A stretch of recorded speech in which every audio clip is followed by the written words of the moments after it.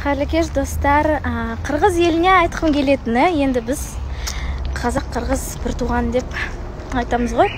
Данияр ешқандай да қазақ деп ма, қырғыз қызын еш түсірген жоқ, еш жамандаған жоқ, қырғыз қызына тіл тигізген жоқ. Сол себепті бір болайық парақшасынан да, ютубтан да дұрыстап қарап тыңдап алсаңыздар дегім келеді. Және де маған олай жазбауларыңызды сұраймын, өтініш. Біз бәріміз енді адам болғаннан кейін, пенде болғаннан кейін ондай бір пікірлер шығып қалады. Енді оған дұрыс қарауларыңызды сұраймын. Және де бізге де қазақ қыздарына да қаншама артық сөздер айтылатын, біз ештеңе демейміз ғой. Сол себепті қырғыз елі тату болайық. Сол себепті енді қырғыз елі кешірімді болайық, пендеміз ғой дегенмен.